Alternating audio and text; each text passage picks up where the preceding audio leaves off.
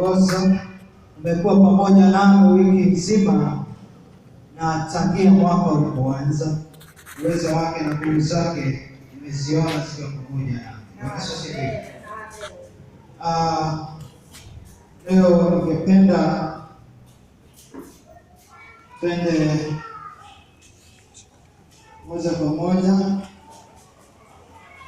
And the title of our Bible study today is about faith.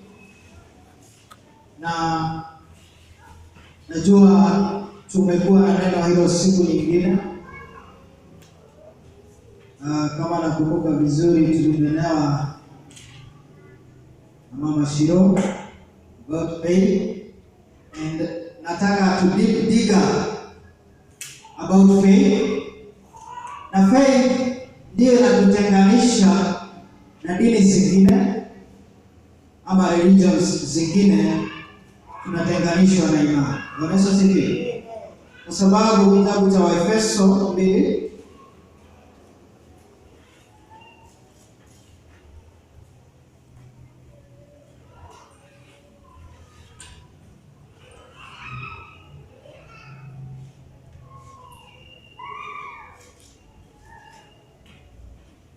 Amen.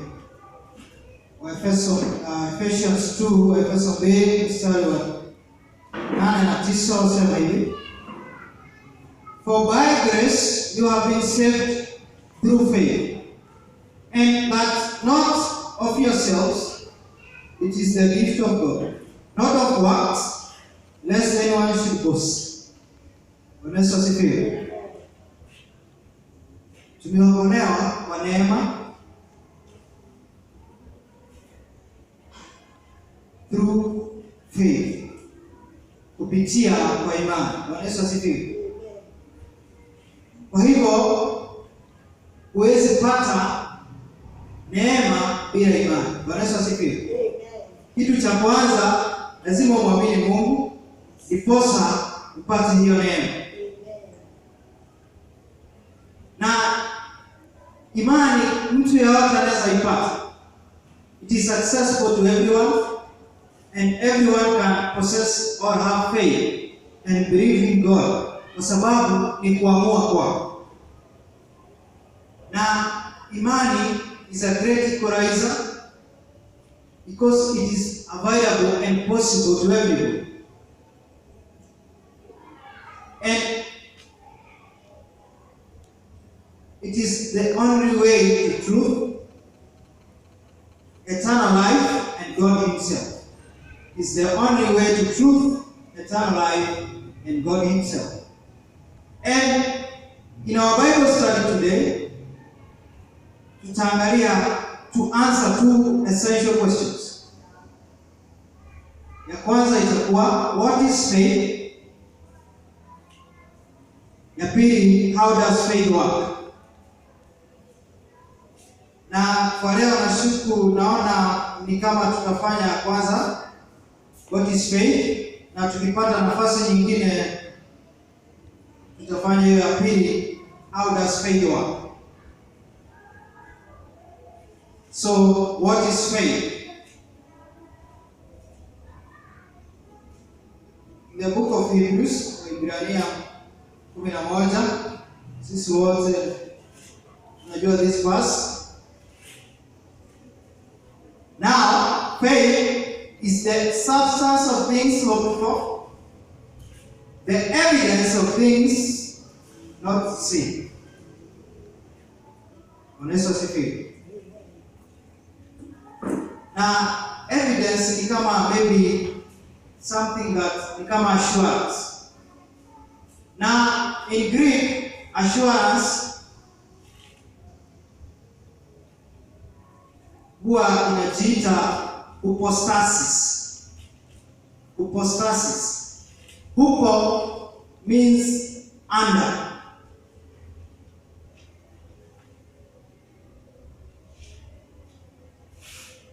So pia inaweza mean histemi, ambayo inasimamia to stand. To stand.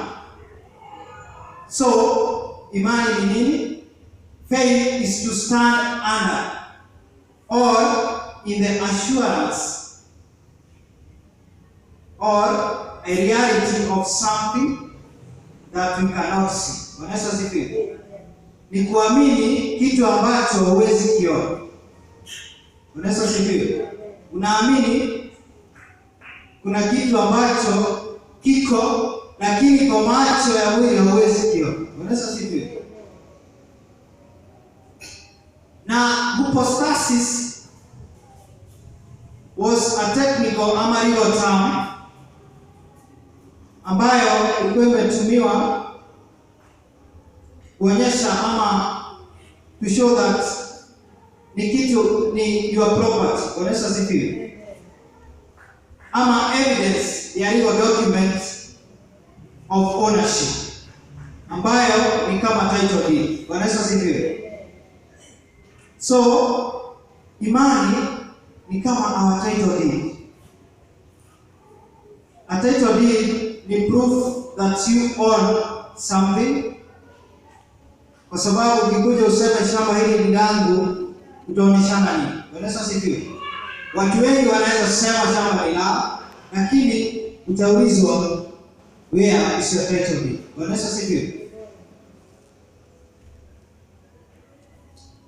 Na faith is the evidence of what Christ has freely given to us through his grace. Ya vitu ambazo ametupa bure. Wanaweza sifiwe.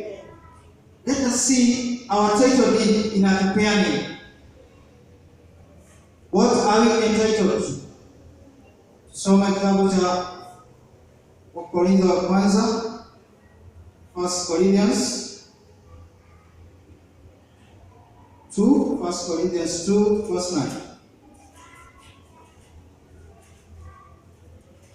But as it is written, eye has not seen, nor ear heard, nor have entered into the heart of man the things which God has prepared for those who love him. Wanaweza sifiwe. Kwa sababu bila imani huwezi kupenda Mungu. Na kwa sababu tunampenda Mungu, kuna mambo makuu ambayo ametupangia. Wanaweza sifiwe. Vitu ambazo watu hawajawahi fikiria, sisi wenyewe hatujawahi ona. Wanaweza sifiwe.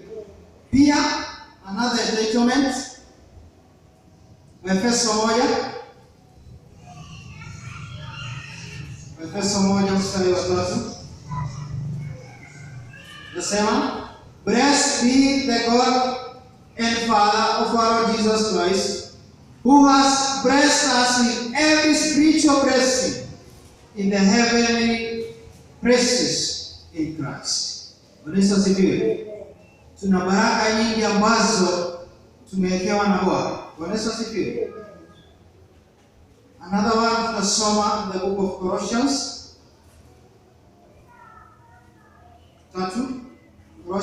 3 verse 1. Nasema, if then you are raised with Christ, seek those things which are above. Wanaweza sifiwe. Where Christ is sitting at the right hand of God. Wanaweza sifiwe. We have a title deed to all these things. Kwa sababu tunamwamini Mungu. Tuna neema yake. Wanaweza sifiwe. Kwa hivyo we can claim of higher things that are above. Wanaweza sifiwe. Vitu ambavyo hata sisi hatujawahi kuziona, hatujawahi kuzifikiria. Wanaweza sifiwe. Na wakati mwingine tunafikiria imani inafanana. Wanaweza sifiwe. But Biblia ina imani tofauti. Different kinds of faith. Wanaweza sifiwe. So tuone some of the different kinds of faith. Ya kwanza tutaiona katika kitabu cha Matthew 14 and verse 28. And Peter answered him and said, Lord, if it is you, command me to come to you on the water. Bwana Yesu asifiwe. The faith that walks on water. Bwana Yesu asifiwe. Petro alikuwa na hiyo imani kwamba naweza tembea juu ya maji. Bwana Yesu asifiwe.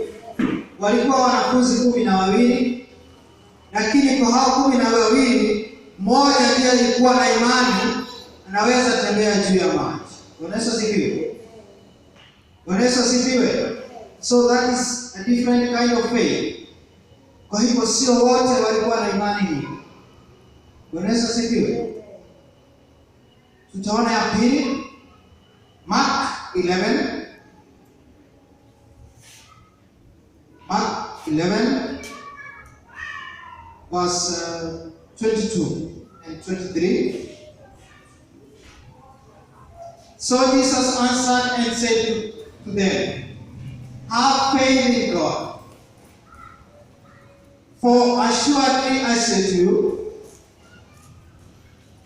whoever says to this mountain, be removed and be cast into the sea, and does not doubt in his heart, but believes that those things he says will be done, he will have whatever he says.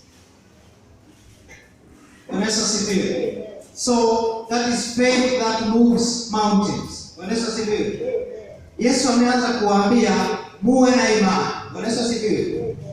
Kwa sababu chochote utakachoamini ama utasema na moyoni mwako au utayashuku yatatendeka. Tuone Yohana ya 3 katika kitabu cha Timothy wa pili, 2 Timothy chapter 1 verse 5. Nasema, when I call to remembrance the genuine faith that is in you,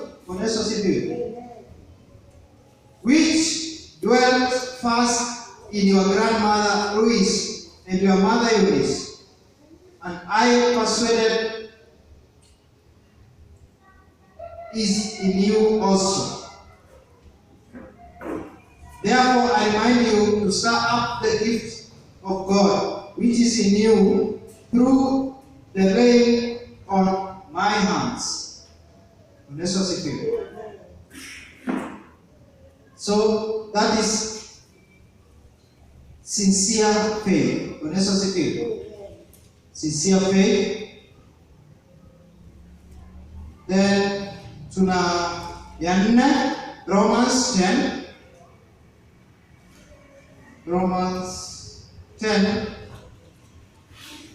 verse 9. Nasema hivi, that if you confess with your mouth the Lord Jesus and believe in your heart that God has raised him from the dead, you will be saved. So that is saving faith. You have to confess with your mouth that Jesus is Lord. And as before you confess, you must have faith. So that is saving faith. Number 5, James 2. James 2 verse 20. James 2 verse 20.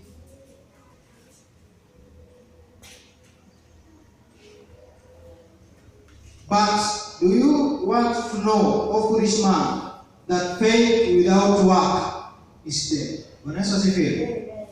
Then tusome 26. For as the body without the spirit is dead, so faith without works is dead also. Hapo, those 2 verses, tuna faith mara 2. Ya 5, faith that produces works. So faith without work is dead. So faith must have work. And then 6, kuna dead faith. Unaweza sifiwe. Kuna watu wana imani ambayo imekufa. Na kuna watu wana imani ambayo inafanya kazi. Unaweza sifiwe. Tuendelee. 7, James 2:19. Hiyo. You believe that there is one God. You do well. Even the demons believe and tremble. Unaweza sifiwe. The faith that demons have. Unaweza sifiwe. Unaweza sifiwe. Shetani pia wanaamini na wana imani kuna Mungu. Unaweza sifiwe. Na wanajua na wanatetemeka kwa sababu ya hilo jambo. Unaweza sifiwe. Kwa sababu imani unaamua utaamini na utafuata, ama utaamini na utakai. Unaweza sifiwe. Then tulianana Matthew 9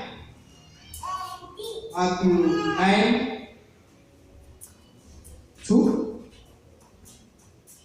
Matthew 9 verse 2. Nasema hivi. Then behold, they brought to him a paralytic lying on a bed. When Jesus saw their faith, he said to the paralytic, Son, be of good cheer. Your sins are forgiven you. Unaweza sifiwe. Faith for healing. Unaweza sifiwe. Hawangeleta huyu mtu ambaye alikuwa amelemaa kwa Bwana kama hawakuwa na imani atampona. Unaweza sifiwe. So you have a healing faith. Na pia hiyo unaweza enda kusoma Acts 14 verse 9. Acts 14 verse 9. Twende ya 9. Luke 8. Luke 8. Mstari wa 13. But the ones on the rock are those who, when they hear, receive the word with joy, and those have no roots, who believe for a while, and in time of temptation fall away. Unaweza sifiwe. So hiyo ni faith that does not endure. Unaweza sifiwe. Kwa sababu wakati majaribu yamekuja wanaanguka. Unaweza sifiwe. So that is faith that does not endure. Then kuna Matthew ya 10, Matthew 8 verse 26. Sema hivi. But he said to them, why are you fearful, O you of little faith? Then he arose and rebuked the winds and the sea, and there was a great calm. Unaweza sifiwe. Waliogopa kwa sababu they had little faith. Unaweza sifiwe. That is faith that is real. Kuna watu wana imani ndogo. Unaweza sifiwe. Kwa sababu walikuwa na imani ndogo, wakaogopa. Hawakujua Kristo ambaye walikuwa na. Unaweza sifiwe. Then when you have kuna imani ndogo, so 11, there is great faith. Romans 4 verse 20. Nasema, he did not waver at the promise of God through unbelief, but was strengthened in faith, giving glory to God. Unaweza sifiwe. Naamini the promises of God bila kutetemeka. Kwa sababu you have a strong sentence, faith, and you give glory to God. Unaweza sifiwe. Ya 12 tutaangalia kitabu cha Titus 1. Titus 1 verse 4. To Titus, a true son of our common faith, grace, mercy, and peace from God, the Father, and the Lord Jesus Christ, our Savior. There we have common faith. Imani moja. Watu ambao hawana imani moja hawawezi kaa mahali pamoja. Lazima watu wote ambao wanaenda kanisani wanaamini kuna Mungu. Kama wewe hauamini, utaenda kwa dini yako. Na kama wewe unaamini, utashirikiana na watu ambao wana imani kama yako. So there is common faith. So those are the different kinds of faith that are available. Na swali unaweza jiuliza, what kind of faith do you have? Kwa sababu watu wengi wanaamini kuna Mungu. Pia shetani anaamini kuna Mungu.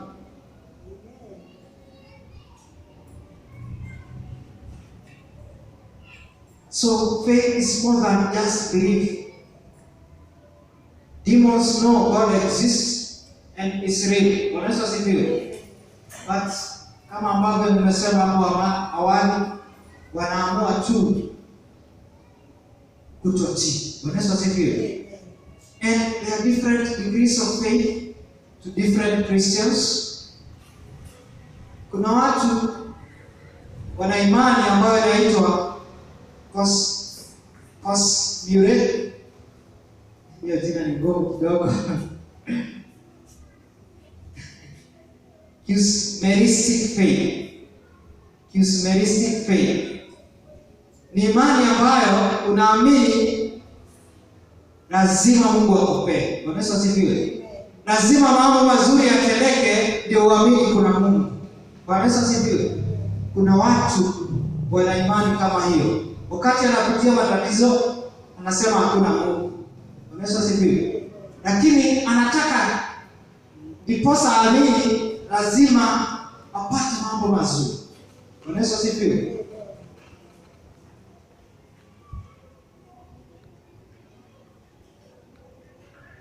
Na wengine wana inactive faith kwa sababu hawaweki imani yao kwenye practice. Profess what they believe. Na Hebrew 11 ambayo tulianza na inajulikana ni chapter ya imani.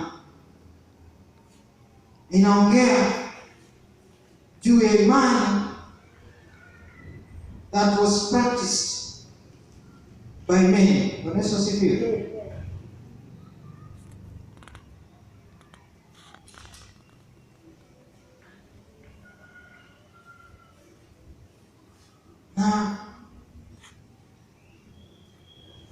It is the book ambayo inajulikana imeitwa Heroes of Faith. Kwa sababu ukisoma hata verse 3, by faith we understand that the worlds were framed by the word of God, so that the things which are seen were not made of things which are visible.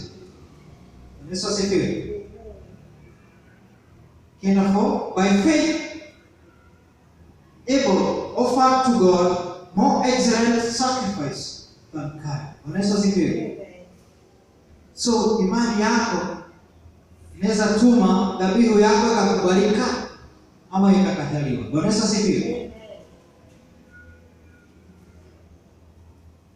Through which he obtained witness that he was righteous, God testifying of his gifts, and through it he being dead still speaks. Hata akiwa amekufa, imani yake bado ipo. Verse 5, by faith Enoch was taken away so that he did not see death, and was not found because God had taken him. For before he was taken, he had this testimony that he praised God. Honest spirit. Imani yako inaweza tuma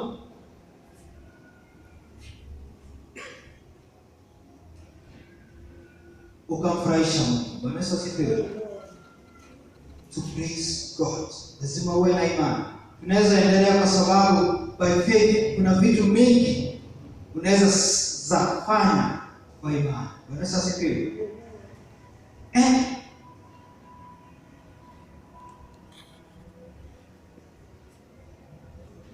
faith, kuna faith ambayo inaitwa prophetic faith. Bwana Yesu asifiwe. Ambayo nawacha kila mtu kivyake, nawacha Mungu afanye kazi. Bwana Yesu asifiwe. Na it is very historic kwa sababu ni mambo mengi unaweza fanya ukiwa na prophetic faith. Ningetaka tuangalie qualities of prophetic faith. Bwana Yesu asifiwe. Qualities of prophetic faith. Ya kwanza, 1 Corinthians 15. 1 Corinthians 15 verse 20. But now Christ has risen from the dead and has become the firstfruits of those who have fallen asleep.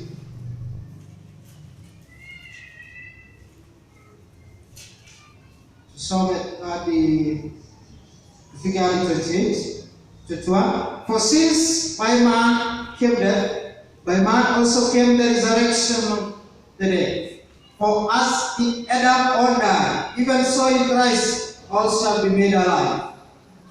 But each one in his own order, Christ the firstfruits, afterward those who are Christ at his coming.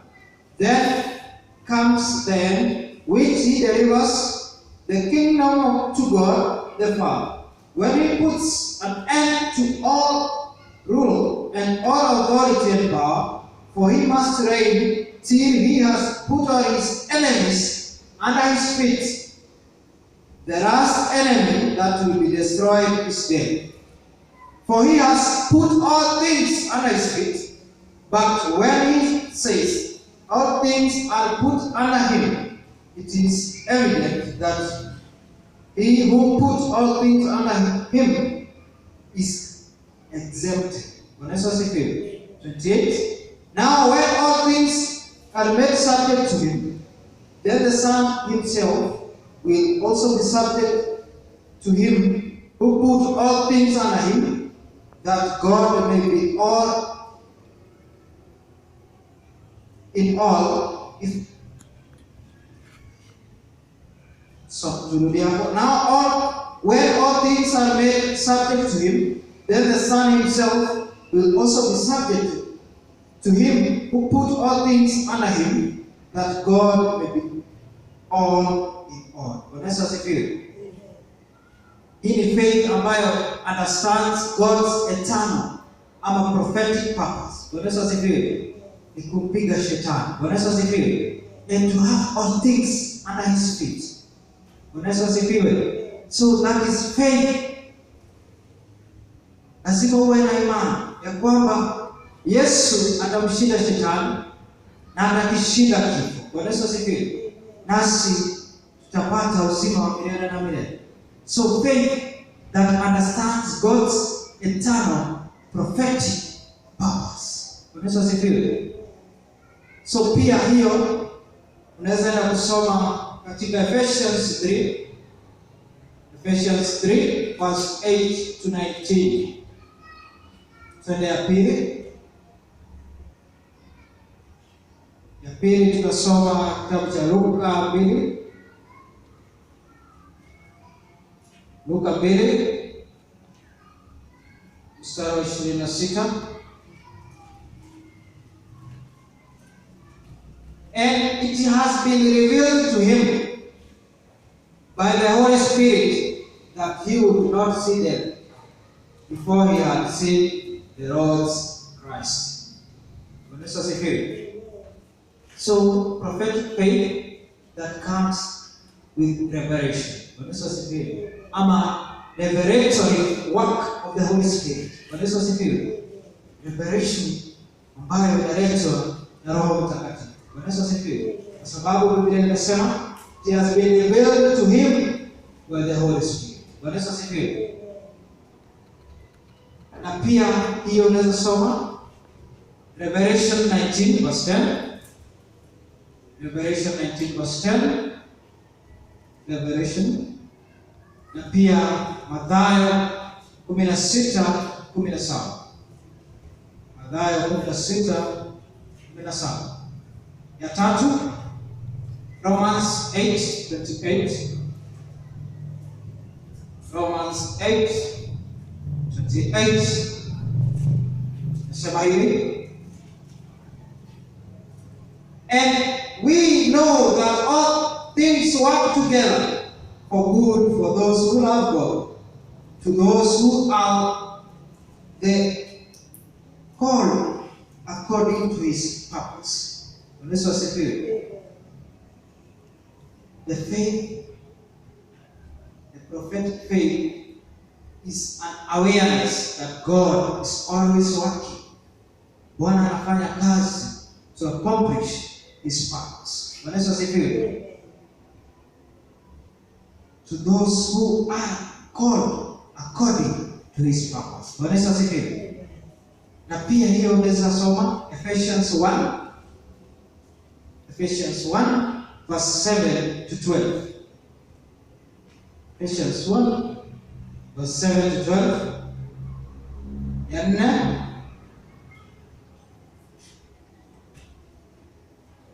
tusome First Samuel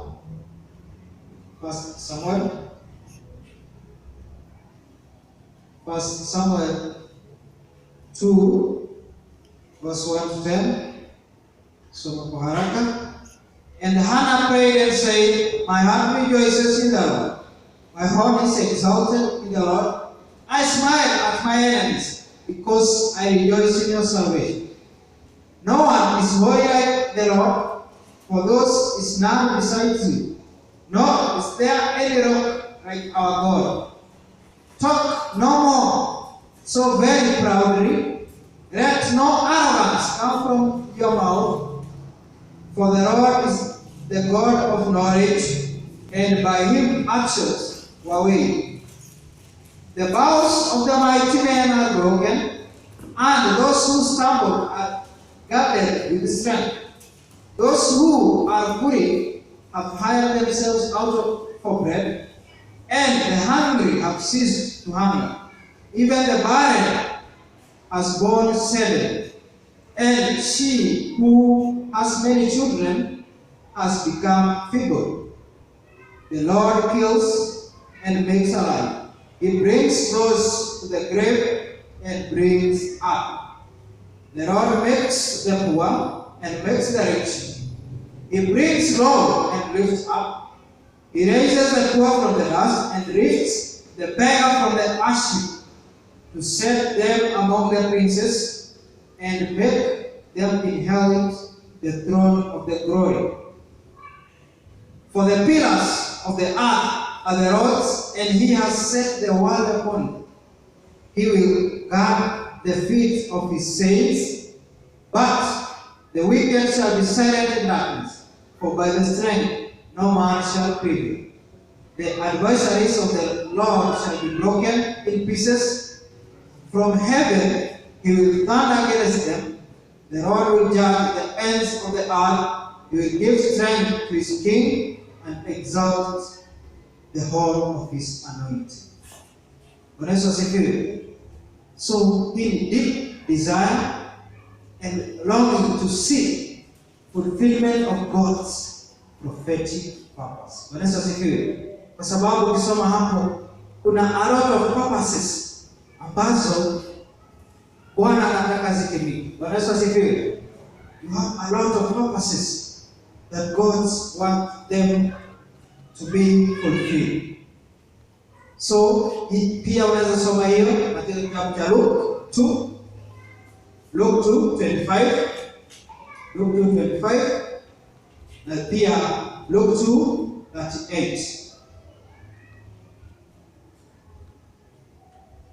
Tuna pia number 5, nasoma John 13.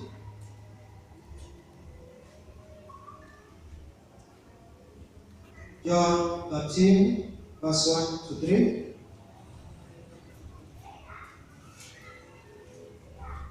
John 13, verse 1 to 3. Now, before the feast of the Passover, when Jesus knew that his hour had come, that he should depart from the world to the Father, having loved his own who were in the world, he loved them to the end. And supper being ended, the devil having already put it in the heart of Judas Iscariot, Simon's son, to betray him. Jesus, knowing that the Father had given all things into his hands, and that he had come from God and was going to God. Yesu asifiwe. Hapa Kristo alikuwa anajua kwamba Judas was to betray him. Na alijua hata sio tu wakati huo, mbele alikuwa akijua. So he had faith, prophetic faith of willingness to sacrifice everything to fulfill God's prophetic purpose. Bwana Yesu asifiwe. The faith of willingness to sacrifice. Bwana Yesu asifiwe. Kwa sababu Kristo alienda kuomba na akasema kama inawezekana, Baba niondolee kikombe hiki. Bwana Yesu asifiwe. Lakini akasema, but if it is your will, let it be done. Bwana Yesu asifiwe. Bwana Yesu asifiwe. So he had the willingness to sacrifice everything to fulfill the purpose of God. Bwana Yesu asifiwe. Tukiwa na imani, tutakuwa na that willingness to sacrifice everything, kuacha mambo ambayo yanaonekana ni mazuri ama ya dunia, ili to fulfill the will of God. Bwana Yesu asifiwe. 6, Acts 2, another quality of prophetic faith. Acts 2, verse 43.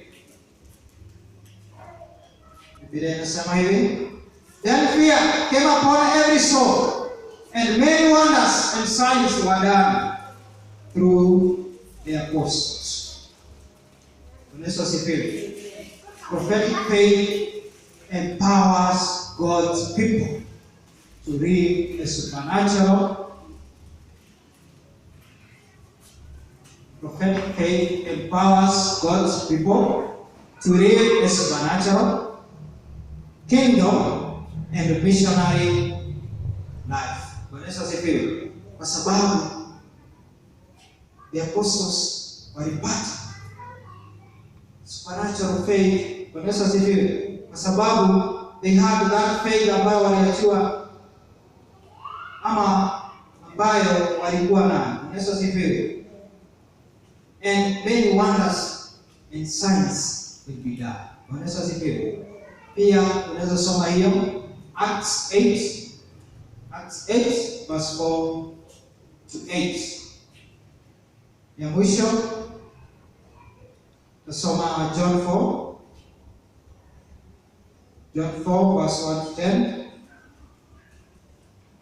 Nasema hivi, therefore when the Lord knew that the Pharisees had heard that Jesus made and baptized more disciples than John, though Jesus himself did not baptize but his disciples, he left Judea and departed again to Galilee, but he needed to go through Samaria. So he came to a city of Samaria, which is called Sychar, near the plot of ground that Jacob came to his son Joseph. Now Jacob's well was there.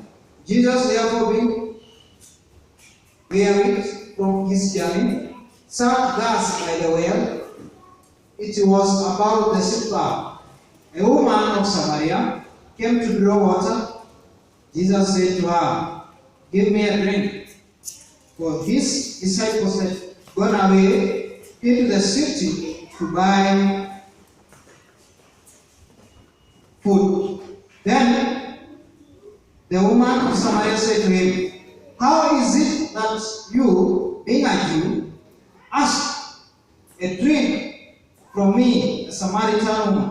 For Jews have no dealings with Samaritans."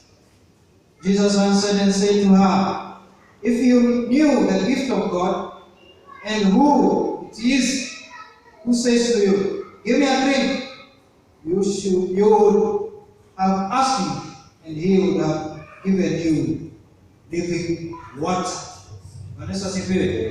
So hapa ni faith that transcends time and is a connection with God's work in history. Kwa sababu ukiwa na imani ama prophetic faith, utaenda kwa mataifa yote, utaenda kwa watu wote, na utapata ushirika na wao. Utapata ushirika na wao. So na utakubalika kwa sababu you have a working faith. Na uokoke na huna tashwishi. Ukiambia mtu akupe kitu cha kusaidia katika hiyo ajali, utakipata. So pia unaweza ona another one ambayo iko Acts 2:16. Pia Acts 15:15. Acts 15:15 na pia Revelation 1:8. So in conclusion, prophetic faith gives us the vision and desire we need to enter and finish the work of the Father. Natupea vision and desire ya kuingia na kuona the purpose of God and fulfill the work of God. Lazima tuwe na imani ambayo iko hivi level. Verse 8. Na Yesu akauliza in Luke 18 verse 8. Yesu aliuliza hivi, "I tell you that he will avenge them speedily. Nevertheless, when the Son of Man comes, will he really find faith on the earth?" Atapata imani gani? What kind of faith do you have? Ask yourself, what kind of faith will Jesus find when he comes back? So you have a purpose to fulfill with your faith. Lazima uifanyie imani yako kazi.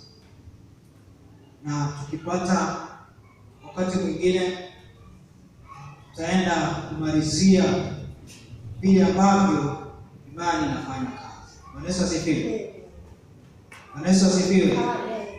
Yesu asifiwe.